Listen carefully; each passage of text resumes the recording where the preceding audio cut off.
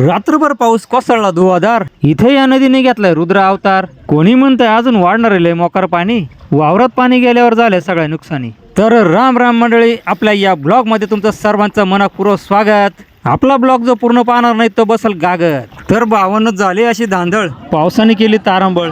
आमच्या गावचा भरलाय आज शनिवारचा आठवड्याचा बाजार, जिथं पैशापेक्षा चालतोय माणुसकीचा व्यवहार. आमच्या नायगावच्या बाजाराची खासियतच लय वेगळी. हा भाऊ चपला बुट आणतो रबराचीच सगळी. बाजारामध्ये आज काय गर्दी नव्हती एवढी भारी. तेवढ्यात मला सोनून डॉक्टर दिसले चौफुलीवरी. तर भावानं मला तुम्हाला एक सांगायचंय, हा आमचा नाशिक रोडला जाणार रस्ता. या रस्त्यावर पडला एवढा मोठा खड्डा, येणाऱ्या जाणाऱ्या लोकांचे लय होत्या हाल. गोविंदने आणले बाजारामध्ये तांबटे लाल लाल, वांगे टवटवीत, भेंडी हिरवीगार, शेवग्याच्या शेंगांनी सजला बाजार. या शेतकऱ्याची फुलवर ताजी ताजी, 2 दिवसांनी करून खा फुलवरीची भाजी. समर्थी पोरगी म्हणती काका आपला व्हिडिओ बनवून राहिले. पावसामुळे कमी भरलाय शनिवारचा बाजार.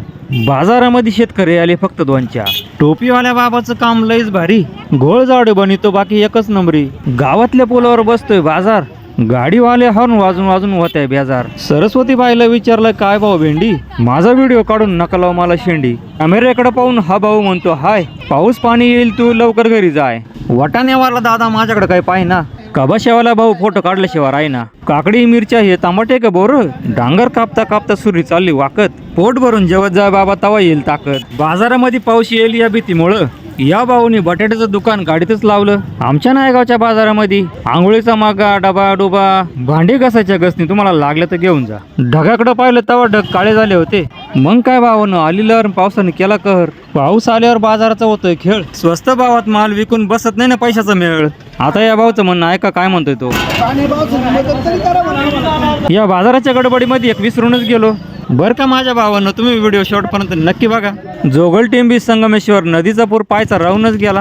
मी आपल्या लुनाला किक मारून निघालो सागमावर. आधीच आमच्या गावचे रस्ते एकदम इंटरनॅशनल. रस्त्यामध्ये पाणी का पाण्यामध्ये रस्ता आहे. आता मला एक सांगा, या वावरातली सोयाबीन राहील का सांगा बरं. इथं तर एक तलाव तयार झालाय. आता तर खरी मजा आहे पुढे जाऊन. त्याच्यामुळे तुम्ही व्हिडिओ स्किप करू नका. मी आपल्या लुनाच्या मुडीवर पाय देऊन जोरात निघालो. हा पूर आहे का काय, जिकडं तिकडं पाहावं फक्त पाणीच पाणी. लयच अवघड आहे महापुराची कहाणी. इथे हे पोरं काढत होते मस्तपैकी फोटो. महादेव मंदिराच्या बाजूचा लग्नासाठी बांधलेला हॉल अर्धा पाण्यामध्ये पोहत होता. या संगमेश्वर नदीचं रौद्र रूप पाहून थरारून गेलं संपूर्ण मन. इकडे जे समोर दिसू राहिलंय नदीच्या त्या बाजूला ते टाकळी गाव आहे. इथं नदीचं पूर पाहायला एवढी गर्दी झाली होती.